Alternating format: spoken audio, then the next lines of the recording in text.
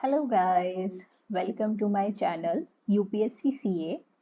आज का जो हमारा टॉपिक हम डिस्कस करेंगे वो रहेगा ब्रिक्स।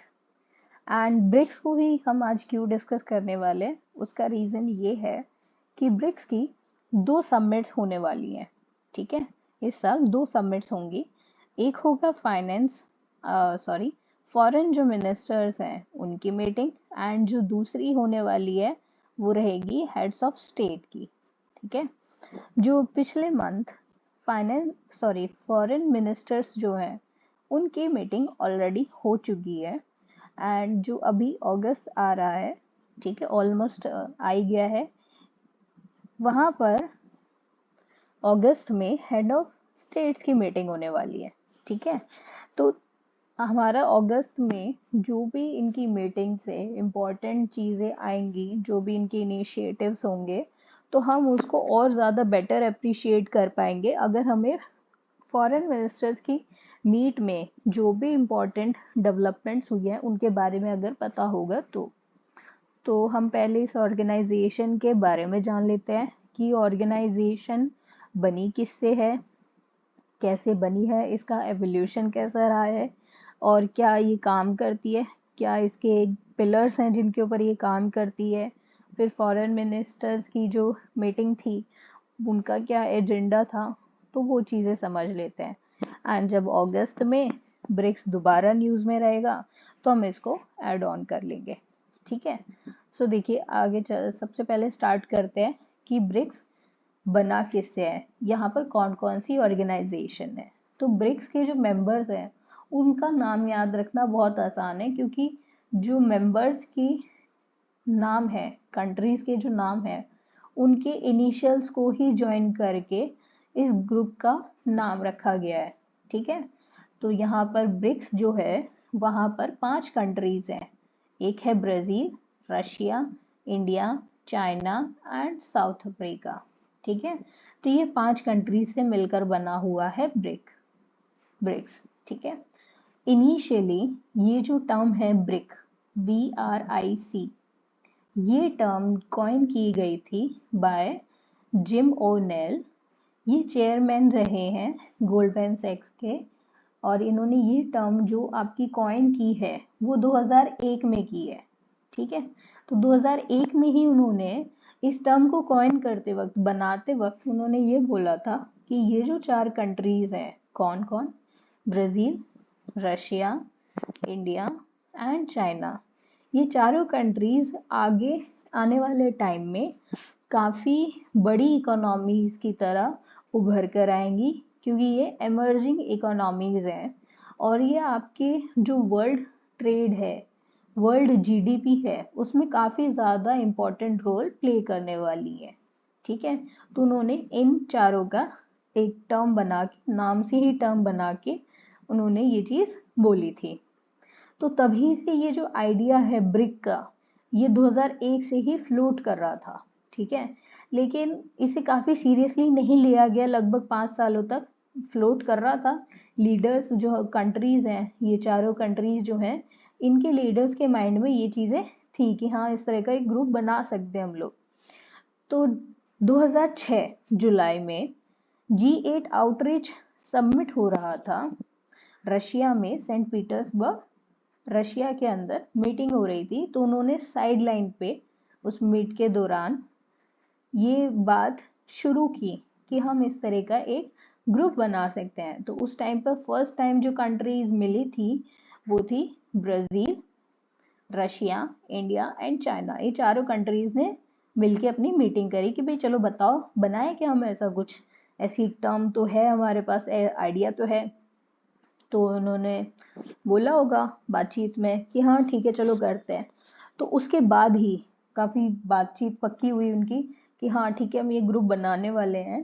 तो 2006 सितंबर के अंदर फिर उसके बाद जो ब्रिक है उस चीज़ को फॉर्मलाइज किया गया, और ब्रिक्स के जो फॉरेन मिनिस्टर्स हैं उन्होंने पहली मीटिंग करी अपनी, कहाँ पर की, न्यूयॉर्क में। ठीक है, अब ये जो न्यूयॉर्क की मीटिंग थी ये भी दूसरी मीटिंग के साइड लाइन पे की थी। कौन सी मीटिंग, यूएन असेंबली की। वहाँ पर जनरल डिबेट चल रहा था general debate of UN assembly के साइडलाइन पे ही इन्होंने इस मीटिंग को होल्ड किया। ठीक है, फिर उसके बाद बहुत सी हाई लेवल मीटिंग्स हुई, काफ़ी आपके टॉप ऑफिशियल्स ने मीटिंग करी कि हाँ ठीक है बनाते हैं, क्या हम करेंगे, क्या हमारा फोकस एरियाज होंगे, इन सब बातों पर इन लोगों की बातचीत हुई। और उसके बाद 16 जून 2009 को आपका फॉर्मलाइजेशन हो चुका है। ठीक, एंड इसकी पहली ब्रिक समिट होती है जब आपका हेड ऑफ स्टेट्स मीट करते हैं। और ये कहाँ पर हुई है, पहली ब्रिक समिट कहाँ पर हुई है, तो आपको ये चीज़ याद रखनी है, रशिया में हुई थी। ठीक है, अब इसके बाद देखिए अभी तक क्या हो रहा है, 2009 तक ब्रिक चल रहा है, ब्रिक्स नहीं बना है अभी, वो 2009 तक ब्रिक बना है। ठीक है, फिर उसके बाद 2010 में इसे ब्रिक्स बनाया जाएगा। अब ब्रिक्स के लिए एस चाहिए, तो ये एस जो कंट्री है वो साउथ अफ्रीका को डिनोट करती है। ठीक है, तो साउथ अफ्रीका को 2010 में ब्रिक्स की ग्रुपिंग के अंदर ऐड कर लिया गया। और ये जो मेंबरशिप के लिए जो एक्सेप्टेंस है, ये ब्रिक फॉरेन मिनिस्टर्स की मीटिंग न्यूयॉर्क में जो हो रही थी उसमें ये फैसला लिया गया। ठीक है, तो उसके बाद साउथ अफ्रीका जो है वो ब्रिक का पार्ट बन गया एंड इसने अपनी पहली मीटिंग जो अटेंड की है वो थी 2011 में, जो हो रही थी चाइना के अंदर। ठीक है, वो ब्रिक की तो थर्ड समिट थी लेकिन साउथ अफ्रीका के लिए पहली थी। ठीक है, तो अब हमें याद रहेगा 2001 में टर्म कॉइन किया गया। ठीक, कब, 2001 में ये टर्म कॉइन किया गया। 2009 में पहली मीटिंग हुई, 2010 में साउथ अफ्रीका को ऐड कर लिया गया। तो ये जो 3 रेफरेंस हैं ये अच्छे से याद रखने हैं आपको। अब हम बात करते हैं कि ये जो मेंबर्स हैं ये किस तरीके से, ये जो ऑर्गेनाइजेशन है किस तरह से अपने चेयरपर्सन चूज करती है। तो जो चेयरपर्सन है ब्रिक्स के, वो एक्रोनिम के अकॉर्डिंग ही रोटेशन में एनुअली चूज किए जाते हैं। मतलब अगर मान लीजिए इस साल ब्राज़ील अगर चेयरमैन है तो अगले साल कौन होगा, रशिया, उससे नेक्स्ट इंडिया, फिर नेक्स्ट चाइना, और फिर कौन होगा, साउथ अफ्रीका, उसके बाद दोबारा ब्राज़ील। तो इस तरीके से एक्रोनिम के अकॉर्डिंग ही रोटेशन चलता रहता है चेयरमैनशिप के लिए। ठीक है, जो 14th ब्रिक समिट है वो 2022 में हुई थी एंड वर्चुअल थी पैंडेमिक की वजह से, और चाइना उसका होस्ट था। ठीक है, तो इस अकॉर्डिंग अब आप बता सकते हो 15th ब्रिक समिट का होस्ट कौन होगा, साउथ अफ्रीका। ठीक है, तो 2023 में जो ये अभी मीटिंग्स चलेंगी, अभी आगे जो होगी और एक जो हो चुकी है ऑलरेडी, ये कहाँ पर हुई है, साउथ अफ्रीका में।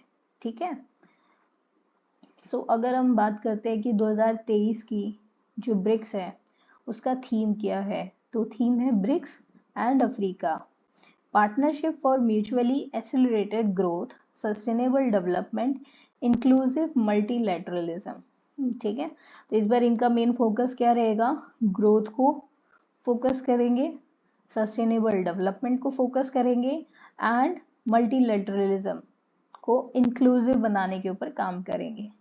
अब इस ग्रुप की इम्पोर्टेंस क्या है, देखो ये जो टर्म है ब्रिक्स, इसकी इम्पोर्टेंस आई कहाँ से, क्यों जिम ओनेल ने इस टर्म को कॉइन किया था, तो उसका रीज़न उन्होंने क्या बोला था, एमर्जिंग इकोनॉमीज़ है। तो अब हम इनके कुछ पैरामीटर्स देख लेते हैं जिनकी वजह से ये एमर्जिंग और बहुत प्रॉमिसिंग इकोनॉमीज़ की बात की थी। वो इसीलिए क्योंकि वर्ल्ड पॉपुलेशन का 41% इन कंट्रीज़ के पास है, वर्ल्ड जीडीपी का 24% ये कंप्राइज करते हैं, वर्ल्ड ट्रेड का 16% ये कंप्राइज करते हैं। ठीक, तो इसी वजह से ये जो ग्रुप है ये काफ़ी ज़्यादा इम्पॉर्टेंट है एंड ये जो कंट्रीज़ हैं एक ग्लोबल इकोनॉमी का आगे जो भी साल आएंगे over the years main engine की तरह काम करने वाली हैं। ठीक है, इसलिए इतना ज़्यादा इम्पोर्टेंस दिया जाता है ब्रिक को। नेक्स्ट हम बात करते हैं कि भाई इनका पिलर्स क्या है जिनके ऊपर ये काम कर रहे हैं। देखो क्वेश्चन पेपर में ऐसा आ जाता है, मैच द फॉलोइंग में पूछ लिया जाता है, एक तरफ आपसे लिख दिया जाएगा ये एक ग्रुप है, सामने उनके जो पिलर्स है जिनके ऊपर वो काम करते हैं उनको लिख दिया जाएगा और फिर आपको मैच करना होगा। तो ये चीज़ भी आपके लिए इम्पोर्टेंट है कि आप हर ग्रुप का ये भी देखो कि वो किस पर्सपेक्टिव के ऊपर काम कर रहे हैं। ठीक है, तो जो ब्रिक का है, ब्रिक 3 इश्यूज को 3 पिलर्स में डिवाइड करता है और उसके अकॉर्डिंग काम करता है। इसके बेसिक 3 पिलर्स हैं। पहला पिलर है पॉलिटिकल एंड सिक्योरिटी, दूसरा है economic and financial, and third है cultural and people to people exchanges. ठीक है, ये इन तीनों इसके पिलर्स हैं, तो याद रख लेंगे political and security, economic and financial, cultural and people to people exchanges. ठीक है, अब हम बात करते हैं इस ब्रिक्स समिट ने, जो ब्रिक्स है इसने क्या क्या आपके नए इनिशिएटिव्स निकाले हैं, मतलब अभी तक क्या काम किया, कुछ किया अभी है या नहीं, वो देखते हैं। तो सबसे पहले जो इसका इनिशिएटिव है वो है न्यू डेवलपमेंट बैंक। अब जो न्यू डेवलपमेंट बैंक है वो ब्रिक्स ने बनाया। अब इसके बारे में जान लेते हैं, न्यू डेवलपमेंट बैंक कहाँ पर है, क्या क्या कब बना था, कैसे बना था, क्या काम करता है, तो देखते हैं। सबसे पहले एनडीबी का हेडक्वार्टर कहाँ है? इसका हेडक्वार्टर है शंघाई चाइना में। ठीक है, शंघाई चाइना में इसका हेडक्वार्टर है। और इसके बारे में डिस्कशन कि भाई हाँ हम एक ऐसा बैंक बनाते हैं, डेवलपमेंट बैंक बनाते हैं जो फंडिंग किया करेगा, ये डिस्कशन हुआ था 2012 की समिट, जो कि न्यू दिल्ली में हो रही थी। और ये कौन सी समिट थी? 4th ब्रिक्स समिट थी। ठीक है, अब इसके आगे बात करते हैं कि इसको भाई प्रॉपरली, ये तो बातचीत होगी ना, प्रॉपरली आपने कब इसको एस्टैब्लिश किया, तो ये किया गया था 2015 में। तो अगर आपसे पूछा जाए एनडीबी कब एस्टैब्लिश हुआ, तो 2015 में ये एस्टैब्लिश हुआ। ठीक है, अब जो फोर्टेजिला ब्राज़ील में है, 2014 में जो इसकी ब्रिक समिट हुई थी 6, वहाँ पर स्ट्रेस किया गया था, ये बात पे ज़्यादा फोकस किया गया था कि जो एनडीबी है वो आपका कॉपरेशन को स्ट्रेंथन करेगा among the BRICS members, and ये कोशिश करेगा, एफर्ट करेगा, हमारे जो एफर्ट्स हैं उसको सप्लीमेंट करेगा। किसके, कौन से efforts? Multilateral and regional financial institutions, इनकी डेवलपमेंट के लिए, ग्लोबल डेवलपमेंट के लिए ये हमारे एफर्ट्स को सप्लीमेंट करेगा। ठीक है, और कैसे करेगा? By contributing to the sustainable and balanced growth. ठीक है, अब जो ये एनडीबी है इसने अभी तक किसी को फंडिंग किया है? तो हाँ, फंडिंग भी किया है। Approximately 70 infrastructure and sustainable development projects को ये अभी तक फाइनेंस कर चुका है। अब जो मेजर आइडिया है एनडीबी का फंड्स को देने का, वो किस पे फोकस रहता है, मतलब किस प्रोजेक्ट को वो पैसा देते हैं? एनडीबी उस प्रोजेक्ट को देता है जो सस्टेनेबल डेवलपमेंट से रिलेटेड हो। ठीक, कोई भी जो sustainable development and infrastructure projects हैं उनको ये फंडिंग प्रोवाइड करता है, उनको रिसोर्सेज प्रोवाइड करता है। ठीक है, अब एनडीबी क्या सिर्फ ब्रिक्स की कंट्रीज को ही हेल्प करता है? तो नहीं, ब्रिक्स की समिट के साथ साथ दूसरी जो भी अदर इमर्जिंग इकोनॉमीज है वर्ल्ड में, जो भी डेवलपिंग कंट्रीज हैं, उनको भी एनडीबी हेल्प करता है, फंडिंग प्रोवाइड करता है। अब क्या है इसके की एरियाज हैं? तो एक तो आपको अभी पढ़कर आए हो, कौन सा? सस्टेनेबल डेवलपमेंट, दूसरा क्लीन एनर्जी, तीसरा economic development among BRICS member countries.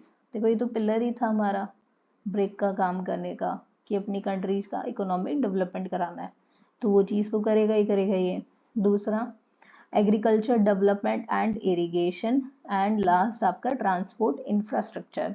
तो ये कुछ ऑपरेशन के इसके एरियाज है जहाँ पर ये अपनी फंडिंग प्रोवाइड करता है। अब शेयर्स की बात करते हैं। कि इस बैंक में किस कंट्री का कितना शेयर है। तो देखिए, जब स्टार्टिंग में जब इसे बनाया जा रहा था, तो उस वक्त कितनी ऑथराइज्ड कैपिटल थी जो एनडीबी के लिए असाइन की गई थी, वो थी $100 बिलियन।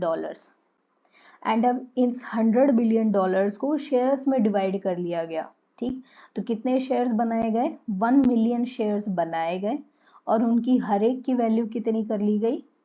डिवाइड कर लीजिए आप, $100,000 ईच।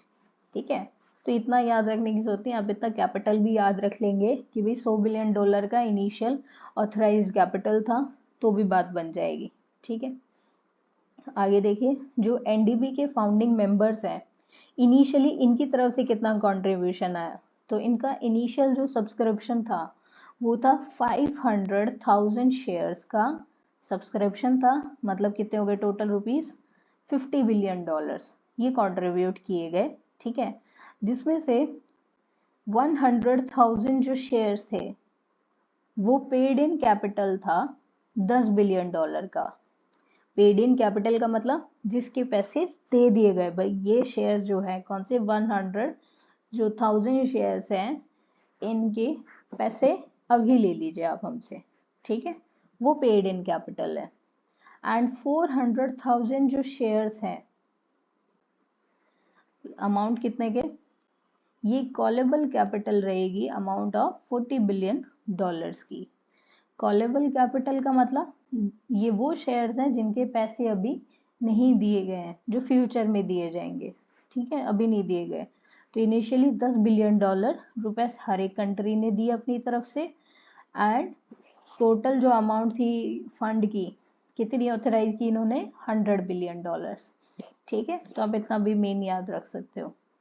अब ये जो आपकी सब्सक्राइब्ड कैपिटल थी इनिशियली, वो हर मेंबर में इक्वली डिस्ट्रीब्यूट किया। ऐसा नहीं कि किसी एक पर्टिकुलर मेंबर का ज़्यादा शेयर है दूसरे का कम है, ऐसा नहीं है, इक्वल है। ठीक है, और इस बैंक में जो मेंबरशिप है वो यूएन के मेंबर्स भी कर सकते हैं, उनके लिए भी ओपन है, वो भी आ सकते हैं।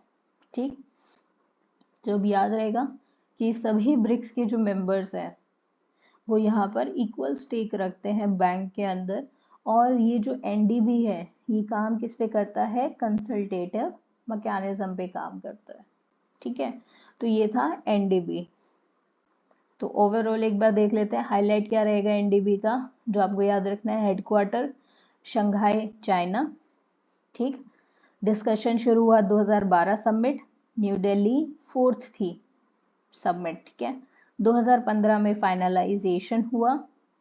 2014 में इनके ऊपर बातचीत करी गई कि भाई हम सस्टेनेबल डेवलपमेंट को फोकस में रखने वाले हैं। ठीक है, रीजनल फाइनेंसिंग करेंगे, रीजनली जो भी कंट्रीज है जिन्हें पैसा चाहिए होगा हम उसको पैसा देंगे, मल्टीलेटरलिज्म को हम सपोर्ट करेंगे। ठीक है, अब जो एनडीबी है उसका जो पैसा वो अपना देता है किसी को भी, वो किस बेस पे देता है कि भाई जो आपका प्रोजेक्ट है, अगर इंफ्रास्ट्रक्चर प्रोजेक्ट है तो पैसे दे देता है, एंड दूसरा सस्टेनेबल डेवलपमेंट के लिए दे देता है। ठीक, तो मतलब मेन एरियाज क्या है एनडीबी के? Clean energy, sustainable urban development, economic development among the BRICS member countries, agricultural development, irrigation, transport, infrastructure. ठीक है, शेयर्स की बात करें तो हर कंट्री में इक्वल शेयर है। इनिशियल जो आपकी ऑथराइज्ड कैपिटल है एनडीबी की वो है $100 बिलियन। एंड हर कंट्री ने इनिशियली कितना पैसा दिया था? $10 बिलियन सभी ने दिया था। ठीक है, और इस बैंक का अगर किसी को मेंबर बनना है तो अगर वो यूनाइटेड नेशन का मेंबर है तो बन सकता है, और हर ब्रिक मेंबर का इक्वल शेयर रहेगा। तो याद रहेगा एनडीबी। अब आगे देखते हैं नेक्स्ट अरेंजमेंट जो ब्रिक की है, जो उन्होंने स्टार्ट की है, एस्टेब्लिश की है, वो है कंटिजेंट रिजर्व अरेंजमेंट। ये ब्रिक्स नेशन ने 2015 एनडीबी के साथ ही स्टार्ट किया था। और जो इसकी एस्टेब्लिशमेंट हुई थी वो कौन सी मीटिंग में हुई थी? वो रही थी, साइन की गई थी ब्राजील में 2014 में। ठीक है, उस टाइम पे इसका लीगल फ्रेमवर्क बनाया गया था। अब हम बात करते हैं कंटिजेंट रिजर्व जो अरेंजमेंट है ये है क्या। ठीक है। तो देखिए ये जो एक मैकेनिज्म है जिसे कि ये ऑफर करते हैं defence against global liquidity pressure. Defence का मतलब वो नहीं है जो आप सोच रहे हैं हथियार वगैरह वाला डिफेंस, नहीं। अगर कोई भी कंट्री है जिसे कि इकोनॉमी में उसकी करेंसी को कोई प्रॉब्लम है, बैलेंस ऑफ पेमेंट में कोई क्राइसिस आ रहा है, तो उसको कुछ अमाउंट दिया जाएगा ताकि उस कंट्री को उस जो भी आपका इकोनॉमी के अंदर जो भी उसकी डाउन टर्न आया है उससे उभरने में उसकी मदद हो सके। ठीक है। तो जैसे इंडिया में 3 फंड्स हैं, public accounts fund, consolidate fund of India and contingent आपका फंड ऑफ इंडिया, जो इमरजेंसी के लिए यूज होता है। तो उसी तरीके से आपका ब्रिक्स का भी ये कंटिजेंट जो रिजर्व रेशो फंड है, अरेंजमेंट है, इससे मदद की जाती है उस कंट्री की अगर वहां पर कोई भी इकोनॉमिक क्राइसिस आ रहा हो तो। ठीक है। उसकी करेंसी पे अगर कोई भी नेगेटिव प्रेशर पड़ रहा है तो उसको रिमूव करने के लिए फंडिंग प्रोवाइड की जाएगी। तो ये वो मैकेनिज्म है। ठीक है। तो देखो यहाँ पे किसी भी कंट्री को अगर बैलेंस ऑफ पेमेंट का क्राइसिस आया हुआ है, इकोनॉमी थोड़ी खराब चल रही है, तो उस टाइम पे जो न्यू डेवलपमेंट बैंक है और जो CRA अरेंजमेंट है ब्रिक का, वो हेल्प करता है। तो ये किस चीज़ को शो करता है कि यहाँ पर साउथ साउथ कोऑपरेशन चल रहा है। क्योंकि अभी तक जनरली क्या होता है कि अगर किसी भी कंट्री को इकोनॉमिक क्राइसिस फेस करना होता है तो वो अपने आप को बेल आउट करने के लिए कुछ पैसा चाहिए होता है। वो कहाँ से लेती है? IMF से लेती है। अब जो IMF है उसमें जो डोमिनेंट रोल है वो वेस्ट का है, ठीक है, US का है। तो यहाँ पर आपका जो ब्रिक्स है वो भी यही काम कर रहा है कि हम आपकी इकोनॉमी में कोई प्रॉब्लम है तो हम आपको देंगे। तो देखिए यहाँ पर ब्रिक्स के अंदर कोई भी वेस्ट की कंट्री प्रेजेंट है नहीं है। ठीक है। तो इसी वजह से कि यहाँ पर साउथ साउथ कंट्री कोई भी, देखो किसी भी जो कंट्री की इकोनॉमी में डाउन टर्न आता है और उसे बेल आउट चाहिए, वो जनरली साउथ कंट्रीज होती है, ग्लोबल साउथ वाली कंट्रीज होती हैं। ठीक है। जैसे कि अफ्रीका, अमेरिका, एशिया में जो कुछ एक कंट्रीज है। तो यहाँ पर आपकी ब्रिक्स उन कंट्रीज को हेल्प आउट कर रही है। इसी वजह से NDB को और जो ये आपका कंटिजेंट रिजर्व अरेंजमेंट है, इन्हें देखा जाता है कि ये एक तरीके से IMF का राइवल है, क्योंकि IMF भी सेम ही काम करता है। ठीक है। अब हम बात करते हैं कि ये आपका ब्रिक्स न्यूज़ में क्यों था। ठीक है। तो ये मैंने जैसे स्टार्टिंग में बताया कि जो एक्सटर्नल आपके फॉरेन मिनिस्टर्स हैं उनकी मीटिंग हुई है। अब चेयरमैनशिप किसके पास है 2023 की? साउथ अफ्रीका के पास। तो इसीलिए इनकी मीटिंग कहाँ पर हुई थी? साउथ अफ्रीका की ही केप टाउन में। ठीक है। अब ये जो मीटिंग रही है इसका मेन पर्पस क्या था, ये क्यों मिली थी? तो ये मीटिंग इसलिए की गई थी ताकि जो आपकी 15th ब्रिक्स समिट की मीटिंग होने वाली है साउथ अफ्रीका में अगस्त में, तो वहाँ पर क्या बेसिक एजेंडा रहने वाला है। तो देखो जो फॉरेन मिनिस्टर्स की मीटिंग होती है वही एजेंडा सेट करती है कि हम इस बारे में बात करेंगे, इस बारे में हम कोलैबोरेट करेंगे। ठीक है। तो इसीलिए उन लोगों ने बातचीत करी, फॉरेन मिनिस्टर्स की मीटिंग रही और वहाँ पर जो भी फाइनलाइजेशन हुई है उन्हीं के ऊपर ही लास्ट में स्टेप लिया जाएगा जो अगस्त में मीटिंग होगी। ठीक है। तो क्या दो मेन एजेंडाज हैं जिन पर हमें ध्यान देना है जो इम्पोर्टेंट है? एक है आपका मेंबरशिप का एक्सपेंशन, मेंबरशिप को एक्सपेंड किया जा रहा है। एंड दूसरा जो इन्होंने इम्पोर्टेंट एजेंडा बात की है वो है कॉमन करेंसी। तो अब हम समझ लेते हैं दोनों एजेंडाज को एक एक करके कि ये है क्या। ठीक है। तो सबसे पहले देखते हैं कि जो एक्सपेंशन है, आप ब्रिक्स का एक्सपेंशन करना चाहते हो तो उसमें कितनी कंट्रीज को ऐड करना चाह रहे हैं। तो यहाँ पर हम 19 कंट्रीज जो हैं वो अभी क्यू में हैं टू जॉइन ब्रिक्स। ठीक। अब ये कंट्रीज आप याद रखनी है, आपको रख सकते हो आप, बहुत आसान है। अपना मैप खोलिएगा, मैप में देखना है आपको कि कौन कौन सी कंट्रीज हैं। ठीक। तो पहले देख लीजिए, सबसे पहले लैटिन अमेरिका की कंट्रीज देख लेते हैं। जो यहाँ पर ऐड होना चाहती है, Argentina, Nicaragua, Mexico, Uruguay, Venezuela. ठीक, तो मैप में देख लेना कहाँ पर है, अर्जेंटीना, उरुग्वे, वेनेजुएला, मेक्सिको, ये रहा मेक्सिको। एंड देखो मेक्सिको के नीचे आता है ग्वाटेमाला, फिर उसके नीचे आता है हॉन्डुरस, और फिर उसके नीचे आता है आपका निकारागुआ। तो यहाँ सेंट्रल अमेरिका में ही यहाँ बीच में आपका निकारागुआ है। तो याद रहेगा, मैक्सिको के नीचे ग्वाटेमाला, उसके नीचे हॉन्डुरस, और उसके नीचे कौन सी कंट्री है, निकारागुआ। अगर इधर साउथ अमेरिका की साइड से जाना चाहें आप निकारागुआ की तरफ, तो पहले आपको कोलंबिया, ये कोलंबिया रहा जैसे, कोलंबिया के बाद आएगा पनामा, कोस्टा रिका, और फिर आएगा निकारागुआ।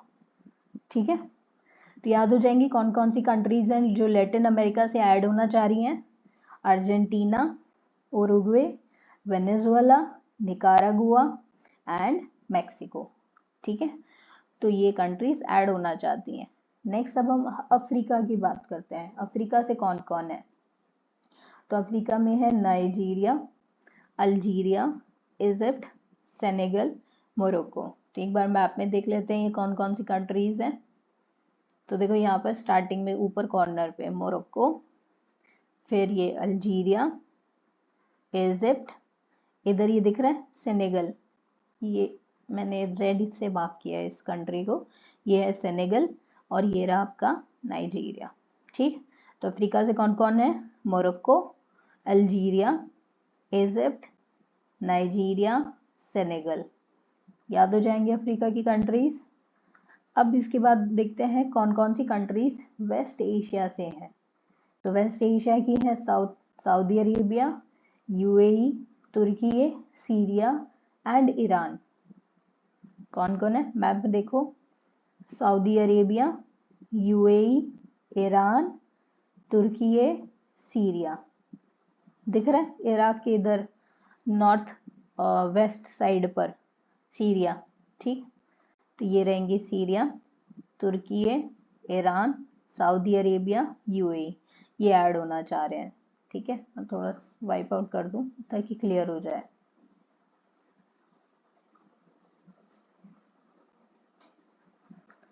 चलिए अब आगे देखते हैं और कौन कौन सी कंट्रीज हैं। सेंट्रल एशिया से है कजाकिस्तान, और साउथ एशिया की है बांग्लादेश एंड अफगानिस्तान। तो देख लीजिए मैप में, सेंट्रल एशिया की ये कजाकिस्तान, एंड साउथ एशिया की अफगानिस्तान एंड बांग्लादेश, ये दोनों ऐड होना चाहती हैं। और अगर हम बात करें ये साउथ ईस्ट एशिया में, तो दो कंट्रीज है जो ऐड होना चाहती हैं, वो है इंडोनेशिया एंड थाईलैंड। ये दो कंट्रीज ऐड होना चाहती हैं। ठीक, तो ये लिखा हुआ साउथ ईस्ट एशिया की है इंडोनेशिया एंड थाईलैंड। तो ये 19 कंट्रीज आपकी ब्रिक्स के अंदर मेंबरशिप लेना चाहते हैं। ठीक है, तो अब क्या इम्पोर्टेंस है, कुछ आपको कंट्रीज समझ आई ये सारी कैसी थी, तो ध्यान से देखो, हमने जितनी भी मार्क की हैं ये कंट्रीज जो है आपकी ऑलमोस्ट इक्वेटर के आसपास या इक्वेटर से नीचे के आसपास की कंट्रीज हैं, और ये वो कंट्रीज हैं जो बहुत ज़्यादा डेवलप्ड नहीं है, डेवलपिंग है या कोई लीस्ट डेवलप्ड कंट्री है। ठीक है, यहाँ पर कोई वेस्टर्न कंट्री है यहाँ पर नहीं है।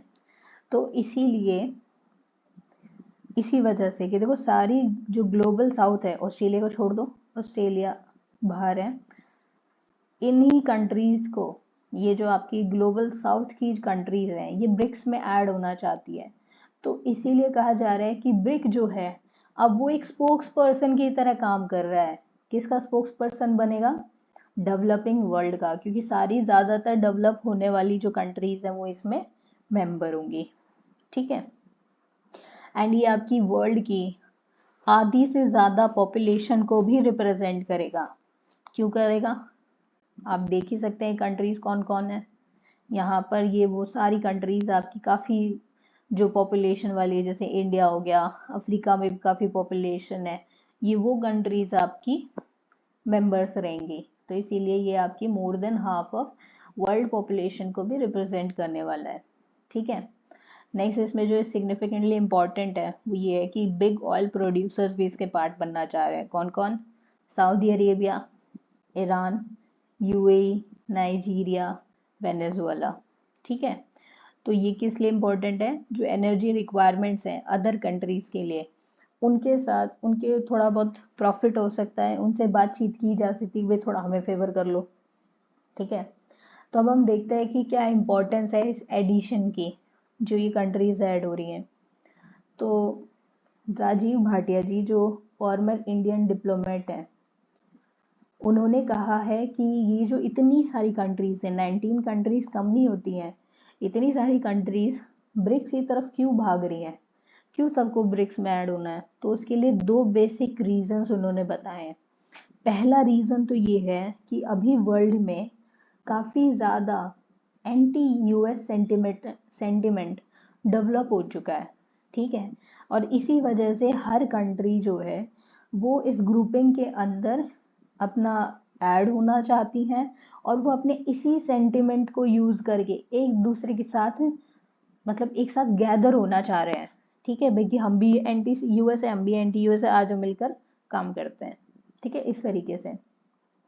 दूसरा जो रीज़न है वो ये है, सेकंड रीज़न इसके लिए कहा जा रहा है कि बहुत ज़्यादा जो कंट्रीज़ हैं, अब उनमें एक एपेटाइट आ गया है मल्टीपोलैरिटी का।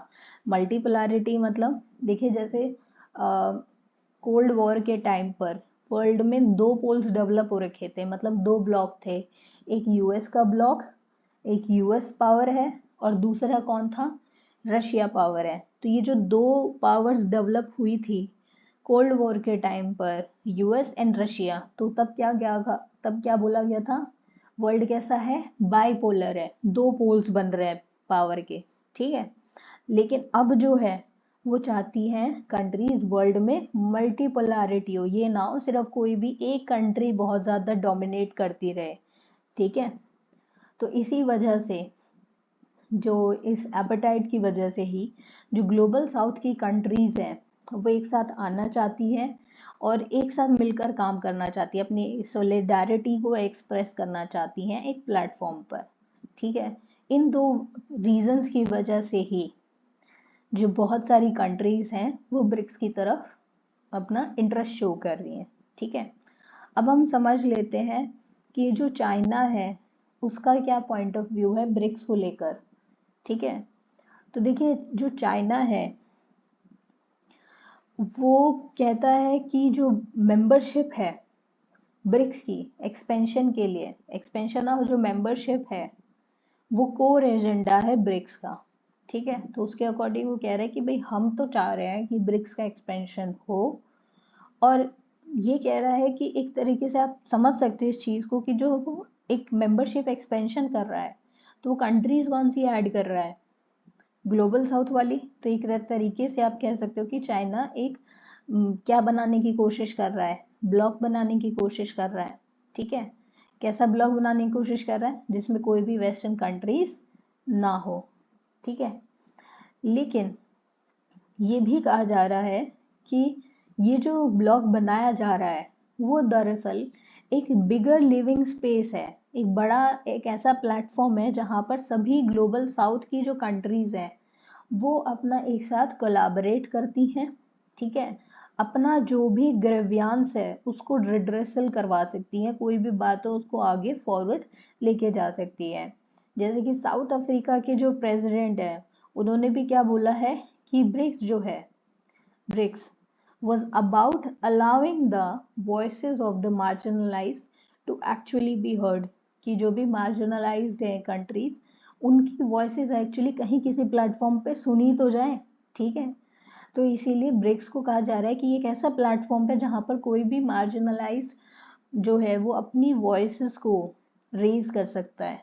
ठीक है, अब जो चाइना है वो कभी भी टर्म मल्टीपोलैरिटी यूज नहीं करता, मतलब वो ऐसा नहीं चाहता कि भाई बहुत सारे छोटे छोटे छोटे छोटे आपके पावर कंट्रीज एमर्ज करे, वो खुद एक बड़ी पावर बनना चाहता है, तो वो वर्ड यूज करता है मल्टीलेटरलिज्म।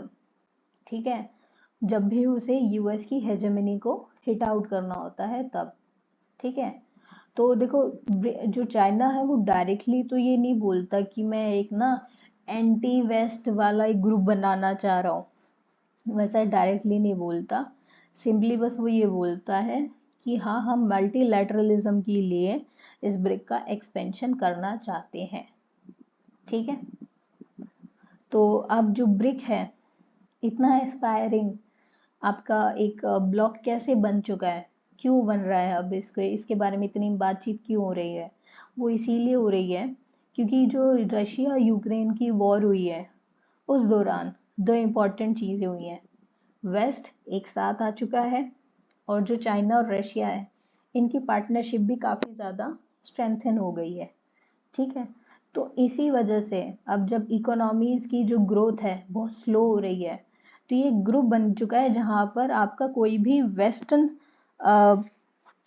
व्यू है उसको अगर चैलेंज करना है तो इस ब्लॉक का यूज़ किया जा सकता है, क्योंकि यहाँ पे सारी ग्लोबल साउथ की कंट्रीज आना चाह रहे हैं। ठीक है, कि भाई इस प्लेटफॉर्म के थ्रू हम अपनी वॉइसेस रेस कर सकते हैं कि भाई तुम्हारे लड़ाई के चक्कर में हमारे यहाँ पर फ्यूल के फूड के प्राइसेस बहुत ज़्यादा राइज कर गए हैं और हम हमारी इकोनॉमी सफ़र कर रही है। ठीक है, तो इसलिए भी काफ़ी ज़्यादा एक प्रॉमिसिंग ब्लॉक की तरह इमर्ज हो रहा है। अब हम बात करते हैं इंडिया की, तो इंडिया कैसे देखता है? तो देखो, एक बात तो आपको इस चीज़ को अप्रिशिएट करना होगा कि इंडिया इस वक्त एक बैलेंसिंग कर रहा है बिटवीन टू ग्रुप्स। कौन कौन से ग्रुप? एक है आपका क्वाड, जिसमें कौन है members? US, Australia, Japan and India. In 4 countries का ये ग्रुप है। इनके साथ भी इंडिया आपका कोलैबोरेट करता है। ठीक, वहीं दूसरी तरफ आपकी जो ये मेंबरशिप ऑर्गेनाइजेशन है ब्रिक्स, जिसे देखा जाता है एज एंटी वेस्ट, इसे भी क्या समझा जाता है? ये एंटी वेस्ट काम करेगी। तो इन दोनों को एक दूसरे के साथ ये बैलेंस करता है। ऐसे ही एक और है ग्रुप जिसे एंटी वेस्ट कहा जाता है, और वो कौन सा ग्रुप है हमारा? एससीओ। ठीक है, तो एससीओ ब्रिक और क्वाड, इन सभी को, इन दोनों को जो एक तो एंटी वेस्ट हो गया और एक वेस्ट की तरफ का जो ब्लॉक है, इन दोनों को ही इंडिया काफ़ी अच्छे से अभी तक आपका बैलेंस आउट कर रहा है। ठीक है, अब जो इंडिया है वो ये नहीं कहता कि भाई ब्रिक कोई एंटी वेस्ट कोalition है। नहीं नहीं, इंडिया इस चीज को बोलता है कि ये ग्रुप एक नॉन वेस्टर्न ग्रुप है। देखो, एंटी होता है कि किसी के अगेंस्ट आप कुछ करने वाले हो, ठीक है, आप उसके अगेंस्ट हो। नॉन वेस्टर्न का मतलब है कि इस ग्रुप में कोई वेस्ट नहीं है, बस। ठीक है, हम किसी के अगेंस्ट नहीं है, हम किसी की साइड ही नहीं है ना। ये ग्रुप, इसमें कोई वेस्ट ही नहीं है। ठीक है भाई, हमारे नेबर से पास पास वाले हम एक जैसे लोग हैं, बस वो एक साथ बैठ के बात कर रहे हैं। ठीक है, तो इंडिया ब्रिक्स को इस तरीके से देखता है। ठीक है, और चाइना भी नहीं चाहता कि इस ग्रुप को इस तरीके से बोला जाए कि एंटी वेस्ट है, कि उसके लिए भी थोड़ा प्रॉब्लम क्रिएट कर सकता है। ठीक है, वो भी नहीं चाहता कोई भी प्रॉब्लम। नाउ लेट्स सी कि जो दूसरा आपका मेन एजेंडा था फॉरेन मिनिस्टर्स का, उसके अंदर क्या बातचीत की गई, वो कौन सी थी? दूसरा जो एजेंडा था, जो बातचीत हुई थी, वो है कॉमन ब्रिक्स करेंसी। तो इसके बारे में इनकी क्या बातचीत हुई है?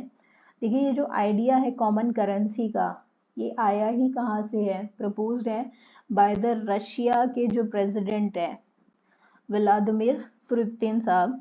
उन्होंने ये आपका आइडिया ओरिजिनेट किया था लास्ट ईयर, जो चाइना में ब्रिक्स समिट हुई थी उस दौरान। ये उन्होंने आइडिया क्यों बोला था? इसका रीज़न यही है कि अभी जो रशिया यूक्रेन वॉर स्टार्ट हुआ उसके बाद काफ़ी ज़्यादा सैंक्शंस रशिया के ऊपर लगा दिए गए, और उन सैंक्शंस की वजह से ही एनर्जी प्राइसेस बहुत ज़्यादा राइज कर गए। ठीक है, और जो डॉलर है उसकी वैल्यू भी बहुत ज़्यादा राइज कर गई। ठीक, जिसकी वजह से जो दूसरी कंट्रीज़ हैं उनके लिए कोई भी चीज़ को खरीद लेने के लिए बहुत ज़्यादा उन्हें अपनी करेंसी का यूज़ करना पड़ रहा है। मतलब आप कह सकते हो कि उनकी करेंसी बहुत ज़्यादा डेप्रिशिएट कर गई और उनकी इकोनॉमीज़ जो है काफ़ी ज़्यादा सफ़र कर रही थी।